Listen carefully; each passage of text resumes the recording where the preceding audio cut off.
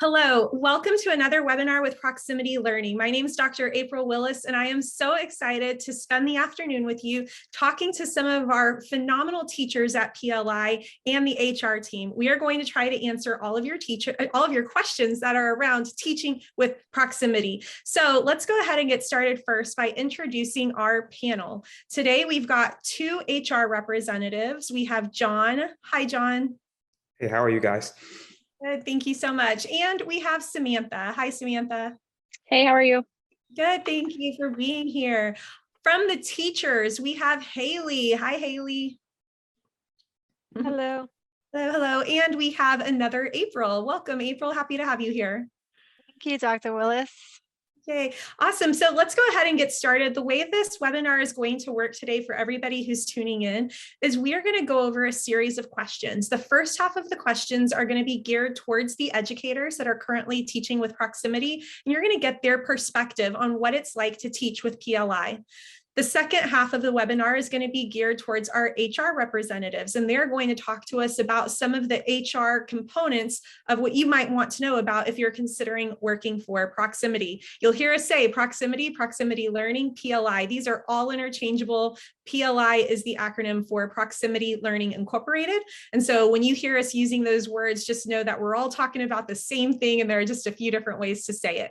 If you have questions during the webinar, please feel free to use the Q&A option that's at the bottom of your screen. If you click that, it's going to flag a question on our side. We'll make sure to ask it to the panel when it's appropriate, and they will all respond at that time. We also have the chat feature that's still active, and you can go ahead and chat with us through that as well. This is being recorded. So unfortunately, if you do have to leave partway through, please know that you will be receiving a recording via email after the webinar is over.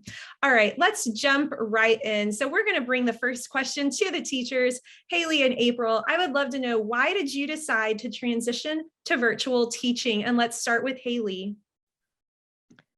Yeah, so for me, my situation was I moved to Ohio from Oklahoma in 2019.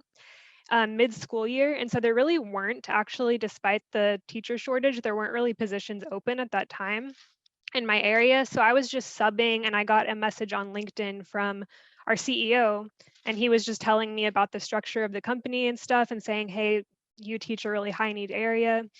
Would you be interested? And so I ended up going through the interview process really fast and starting in October of 2019. And then soon after, the pandemic happened. And so I just kind of thought, well, this is really the perfect place for me at this time. And I've stuck with it ever since. So. Oh, that's awesome. Thanks so much for sharing your experience. April, what about you? Why did you decide to transition to virtual teaching? Well, I got my first experience teaching virtually when the pandemic struck. And after 2020, I was back in the classroom, and I knew right then and there that I wanted to be a virtual teacher. I just really appreciated working with the technology. I'm a creative person, so technology gave me that outlet for creative expression, and I just fell in love with it. I knew that I wanted to be a virtual teacher, and I could not go back to brick and mortar. No offense to anyone, but technology is my thing. So being a virtual teacher is the way I decided to go. Wonderful. Thank you so much for sharing, y'all. Next question. What is your advice to educators thinking about teaching virtually? So if now, knowing what you know, what do you wish somebody would have told you when you first started this? This time we'll start with April. Okay, so I would tell anybody to just go for it. If you're thinking about it, you're thinking about it for probably a few good reasons.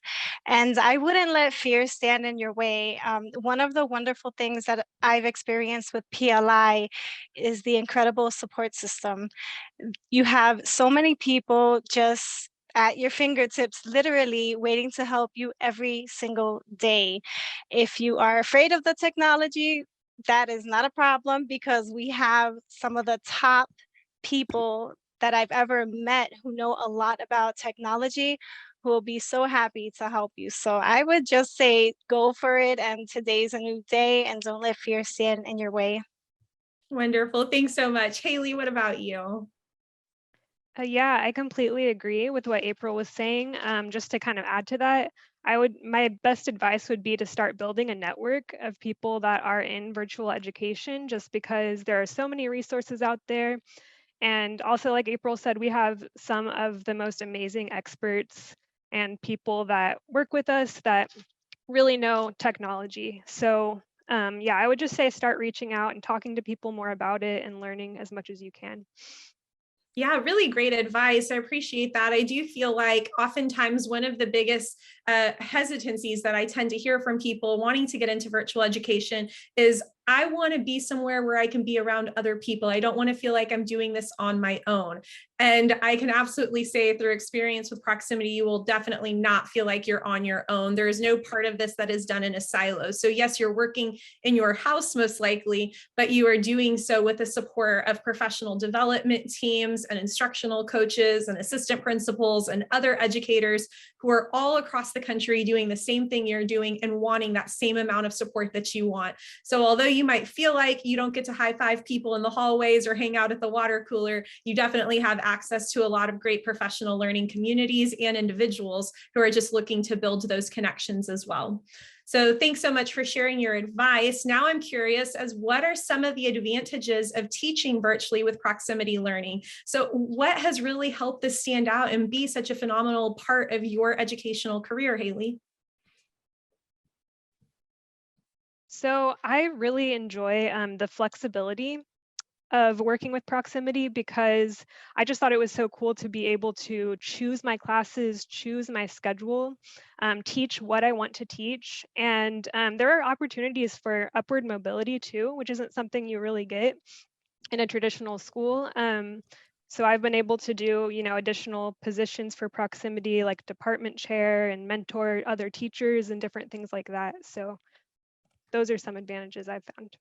Absolutely. Moving up and having the opportunities for promotion or even just growing as an educator. And what's so great about it also is, of course, a lot of the best practices and principles that you have for brick and mortar teaching, a lot of them can translate to virtual education. It just requires a little bit of modification or shifting in your approach. So similarly, if you were a solid brick and mortar teacher and you had a pathway up through educational leadership, you will likely experience a similar pathway working at proximity learning. There are lots of roles for you to grow into. So thanks for pointing that out. April, what about you?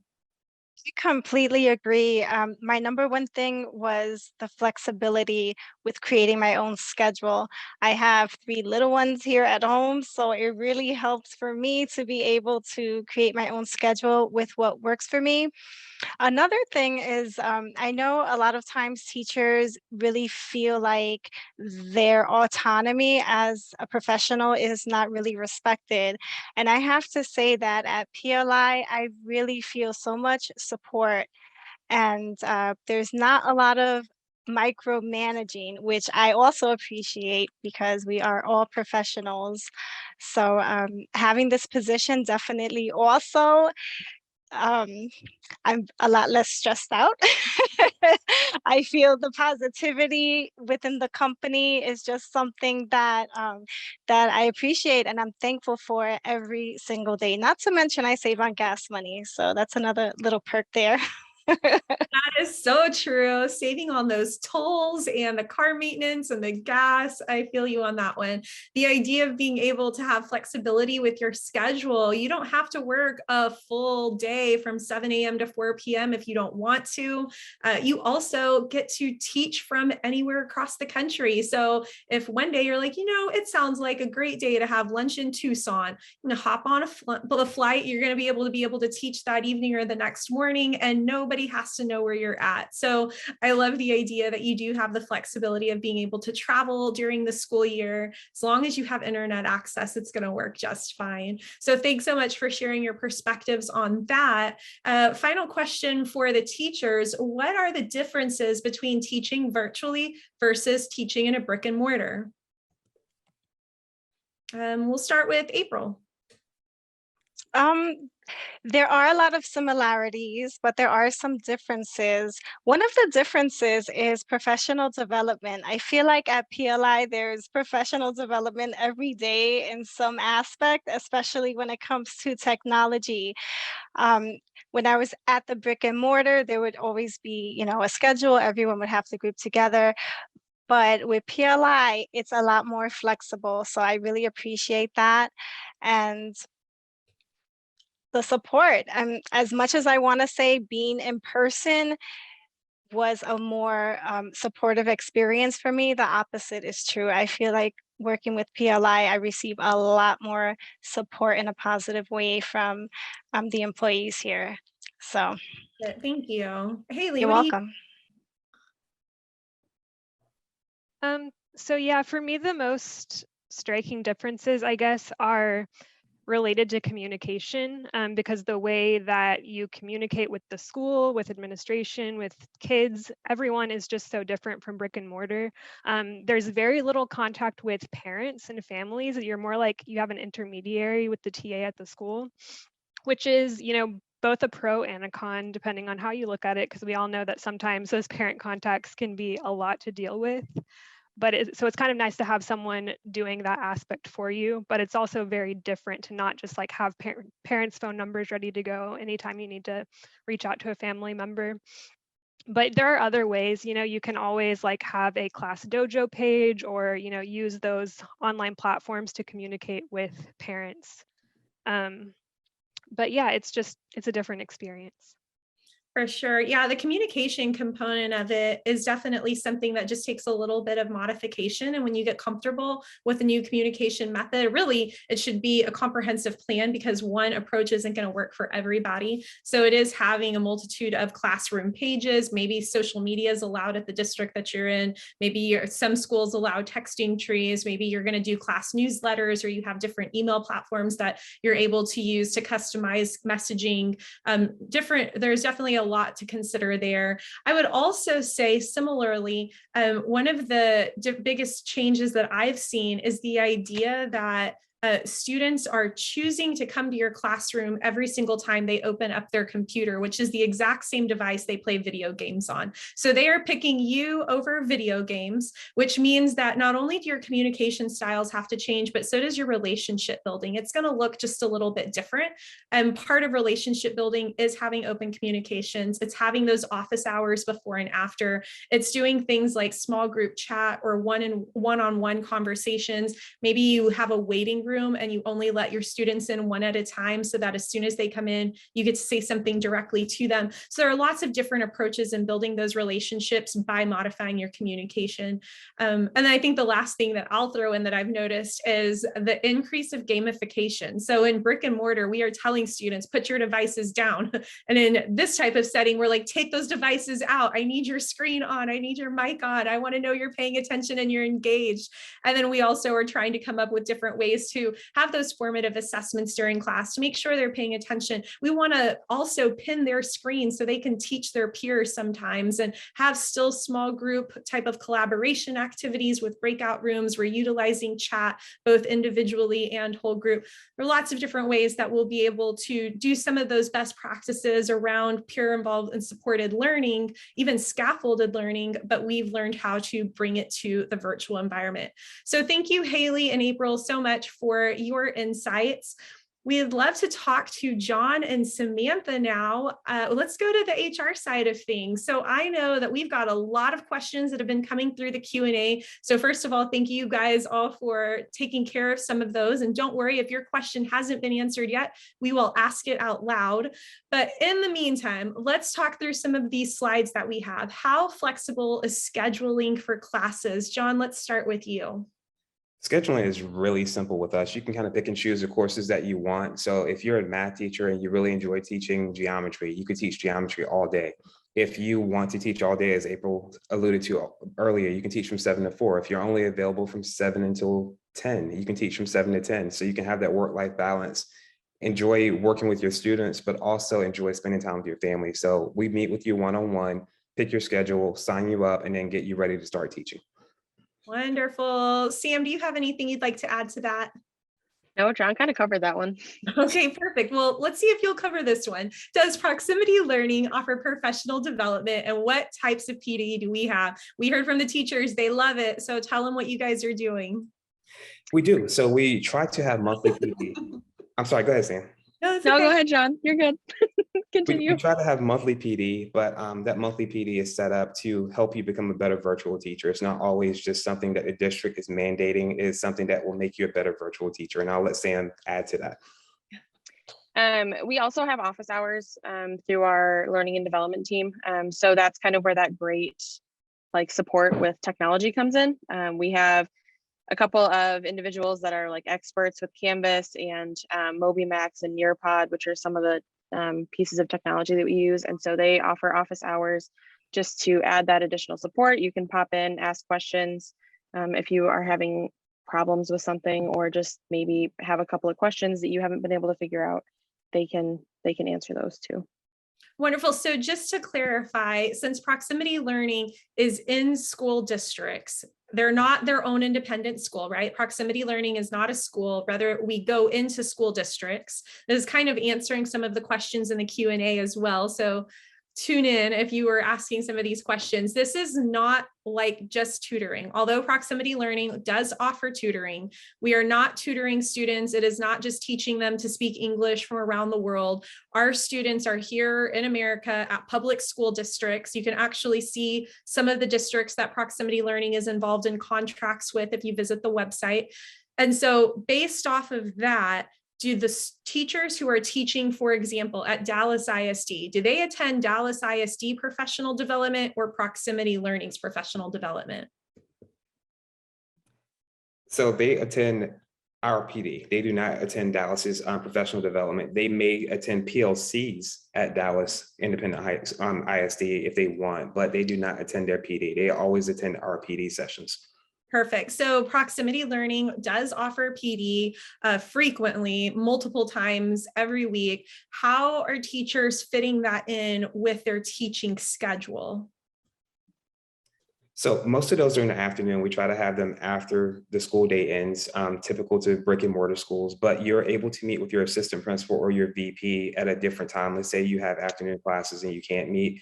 You can meet with your VP, and your VP will actually walk through those PD sessions with you to make sure that you have the support that you need.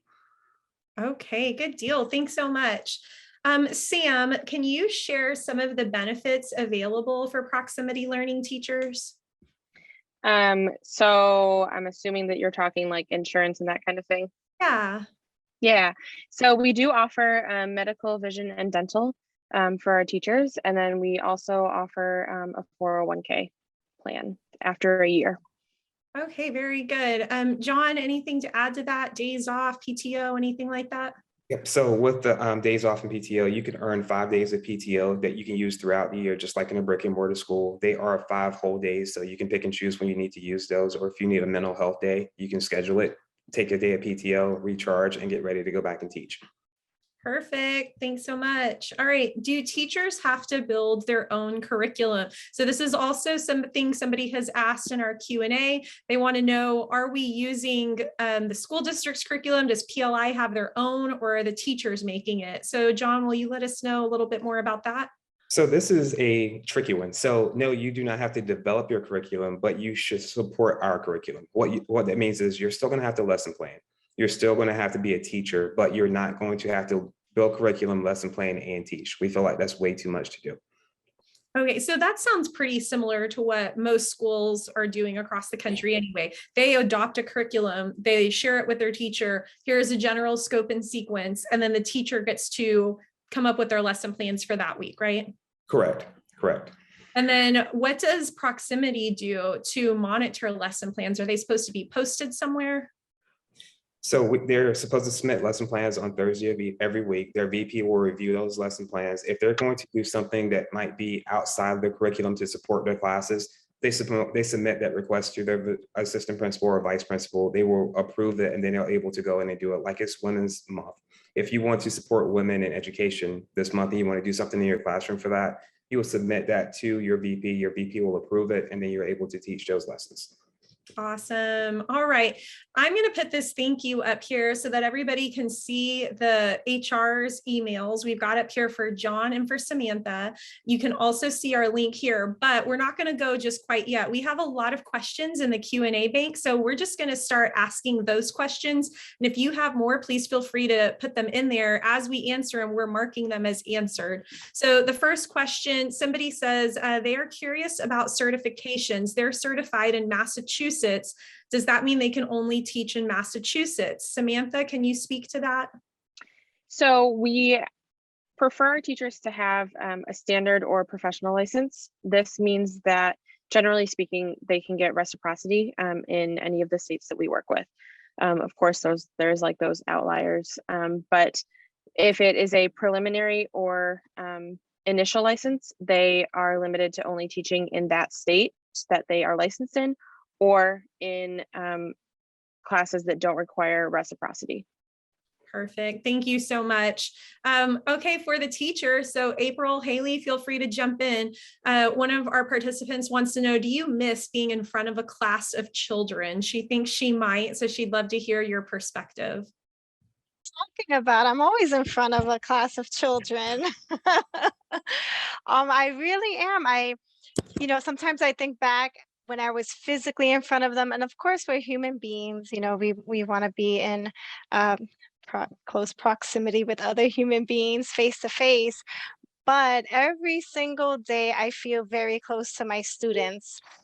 We do have a wonderful rapport. We have a wonderful connection. We're able to bond as though we were face to face, even behind the screen. So do I miss it? Sometimes, but I'm very happy with things the way they are now. Perfect. And just to kind of add to that, please know that when they say they are in front of children all the time, it is because proximity is live streamed into classrooms. So this is not asynchronous learning where students just watch a video, do an assignment, watch a video, but they are actually having live interaction with their teachers. So although they're not physically at the front of the classroom, they are broadcasted at the front of the classroom. They can see the kids and the kids can see them. So they are having continuous live interactions. And I think that maybe hopefully will help you feel like that this still might be an okay fit, Catherine. All right, next question. I've taught at the university level virtually for the last 2 years on Zoom. Is that considered what you call virtual in your organization? I will go ahead and chime in on this one. Yeah, so Zoom is a video delivery system, and it is one way in which you could deliver virtual instruction.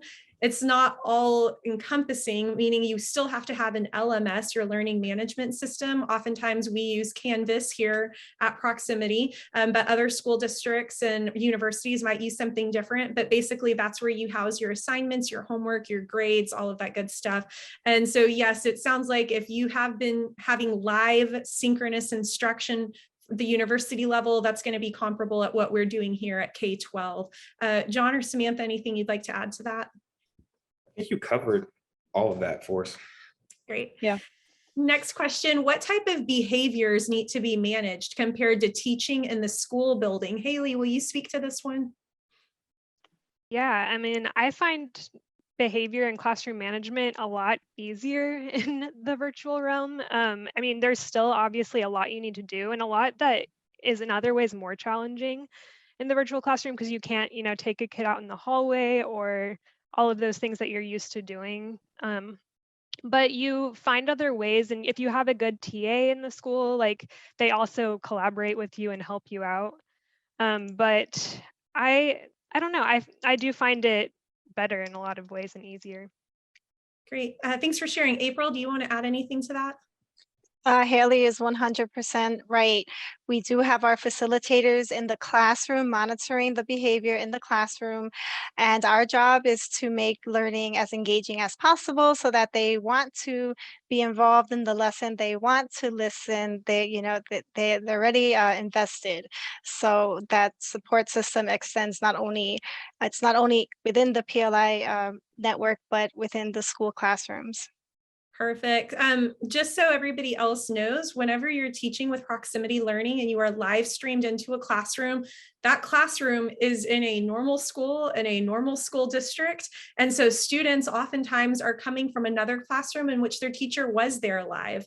And now they're coming into your classroom and you are being broadcasted live. Now, what that means is if there was maybe a fight to break out with these middle school students, or somebody gets sick and they throw up all over the place, if somebody needs to go home for a doctor's note that they just received from the office, like who's managing the in and the out and who's managing those student interactions, know that every single one of the schools we're at places somebody called a teacher assistant or a facilitator in that classroom. Oftentimes that somebody is typically like an hourly employee, considered a teacher aide on the payroll, and that person is there to physically monitor students. You are still the teacher of record, you are still delivering instruction, but you have the support of an adult that could actually be there if something physically needed attention. So that can oftentimes help with some of those behavior issues as well. Next question, how many students do you teach at one time? April or Haley, do you want to speak to that? It really varies depending on the classes and school district. I've had classes that are only, 6 or 7 that are really small, and classes that are up to, 30. Great. Okay, next question. How are teachers compensated? Do you take into consideration years of experience, location, etc.? John, we're gonna send that one to you. Okay, so right now we pay our teachers based on the number of classes that they teach. So we have set amounts based on the number of days your classes meet. We will pay you a bonus if you get your NBTA certification. You can earn a 5% raise, and that is a great way to earn extra income, along with bonuses and other things that we offer at times. Perfect, thank you. And I'm sure, as most things, there are some things that if you really need to know specifics, we encourage you to apply, go through the application process. They'll be able to show you exactly how much you can expect to make at that point. Next question, do you have a need for kindergarten teachers? I'm certified to teach preschool through 3rd grade, and I'd love to teach virtually. Do we have a need for that, Samantha?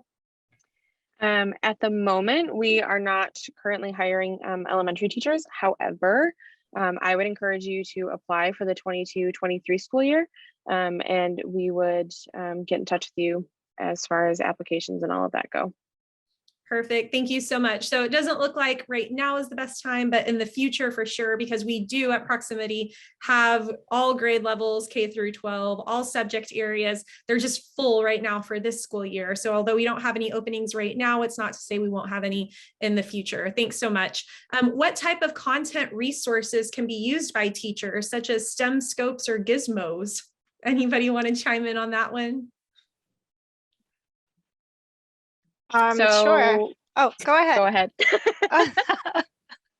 Okay, thank you. I was just gonna say, the more the merrier. Whatever technological resources you want to bring into your academic classroom that you feel will enhance instruction is what you can use. So whiteboard.chat is something that's pretty up and coming. As Samantha stated earlier, we have Nearpod. So anything that would support your instruction is what you can use in the classroom. And if you are at a loss and don't know where to turn, that professional development offered pretty much every single day can definitely support you with that. Perfect. Thank you. The next question, are professional development sessions virtual as well, or only brick and mortar? They are all virtual 100% of the time. The only people who come into any brick and mortar sessions are people at the corporate level. And there are a couple of times a year in which they're required to come into brick and mortar, but all of the teachers, everything you do is virtual.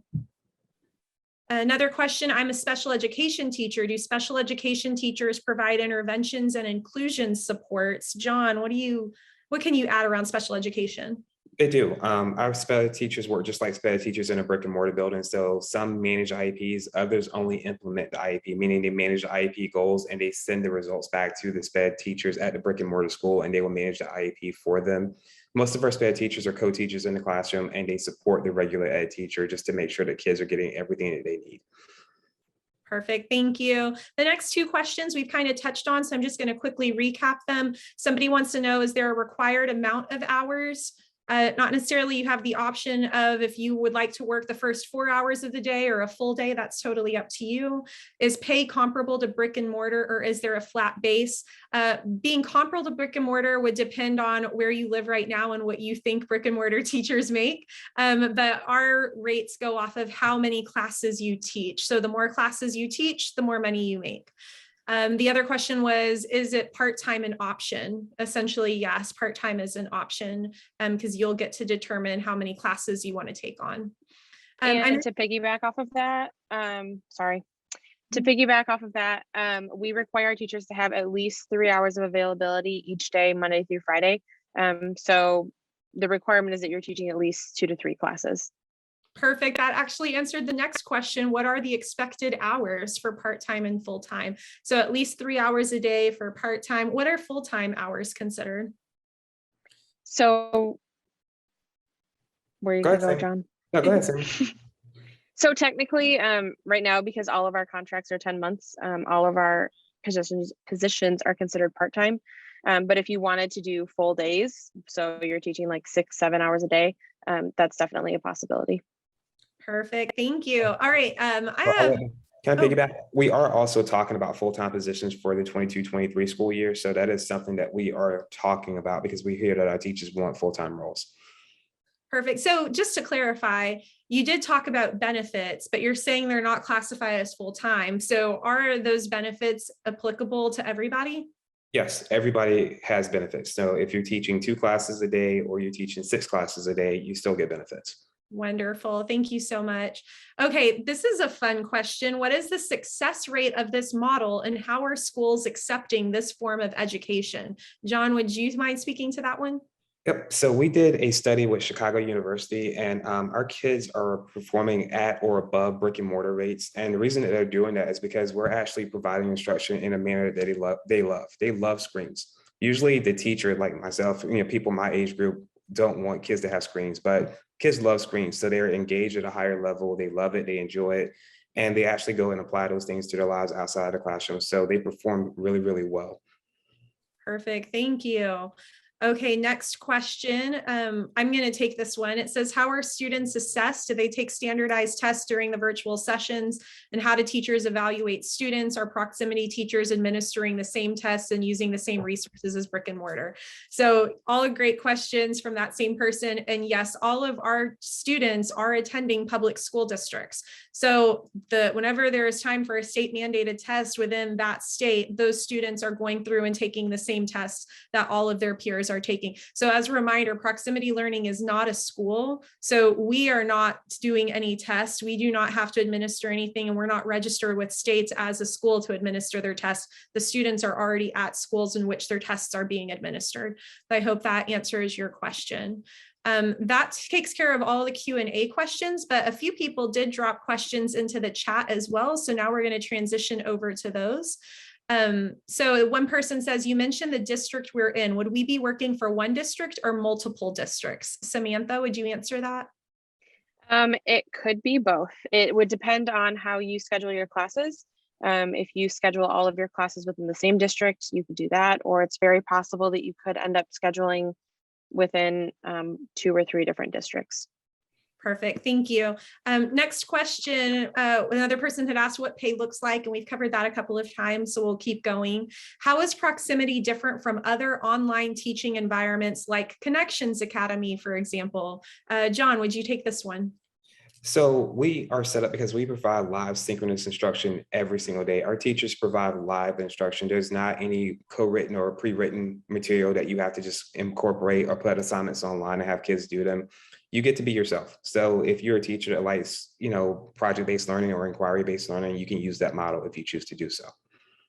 Perfect. Thank you. What is the success rate of this model? We answered that question previously as well. Basically, we're pretty successful and schools are very happy, and we're getting a lot of contracts lately, which is why we are very eager to bring more people on board as teachers because we have a lot of spots to fill. What does job security look like? John, would you mind also speaking to that one, please? It looks really good. We grew 300% this year. So, I mean, we've just blown up this year. We've hired around 800 teachers right now. I think last year we only hired about 350 teachers. So job security looks really good. We're already receiving quotes for next year and building schedules for next year. So if you're interested, please apply. That's wonderful. Thank you so much. I'm going to go to April for this next question. Can you tell us how grading is handled, student grades? It's handled the way you prefer to handle it. So with the online tools that you have access to, you can assign what you want to assign and what you want to grade and grade it how you want to grade it. You have options for a lot of self-graded assignments, which is really great. So I sometimes assign students certain activities, and all they have to do is hit a button and boop, everything is graded right there on the spot. So it just depends on your preference with grading. Perfect. Haley, do you have anything to add to that? Yeah, I mean, we do cede to the district as far as like school grading policies. So if the district has a grading policy, then that's what you use. But yeah, just like April was saying, there are a lot of quick and easy ways to do grading. Even built into Canvas, which is like the main platform we use for our classes, you can do graded quizzes and things like that that are graded automatically. So it can Perfect. be more efficient. Yeah, I love that. It's one of the perks of being virtual, right? Awesome. Next question. Are there any opportunities to teach over the summer? Sam, do you want to take that one? Yeah, so we do sometimes get summer school. It would just depend on, what the districts decide. But from what I understand, those tend to get picked up pretty quickly by our existing teachers. Perfect. Thank you.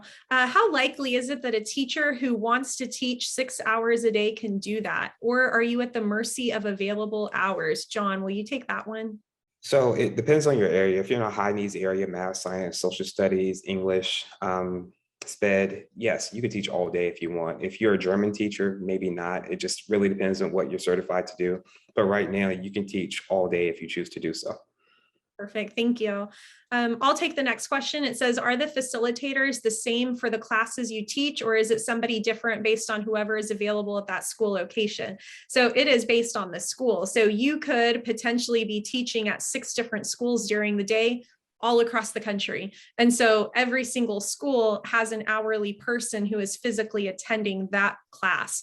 Now, you don't have to do it that way. If you would like to focus all of your attention on one school or one district, like John had just mentioned, depending on what you're teaching, there's a possibility for you to be able to do that. And then that might open the door to a possibility of only working with a fewer number of teacher assistants or facilitators. But the idea of you having the same facilitator across the board all day long, probably not very likely. So you would be working with a few different people as facilitators. We also at Proximity Learning have adopted a set of rubrics from NVTA called the Principles of Virtual Teaching. And there are actually some suggested guidelines on how to make the best use of the relationship with your facilitator. So we would definitely encourage you to take a look at that so that you'd better understand how to cultivate that relationship. The next question, in your opinion, what is the hardest part of this job? Haley, we'll go to you. I think it just boils down to those differences we were talking about earlier as far as transitioning from brick and mortar. If you've been teaching in brick and mortar for many years, then it's just a learning curve. So I think that's the hardest part, but you have to be creative and problem solve, and every school you work with is a little bit different. So what the obstacles that you face are a little bit different every time you teach with a different school. Right. April, anything to add? No, I think Haley summed it up pretty nicely. It's that learning curve. I think once you learn to flow with it and get past that a little bit, you'll be just fine. Perfect. Are there opportunities for teaching Spanish, John? Yes, if you would apply today, we will interview you tomorrow and get you set up for classes. So please apply. Perfect. Thank you.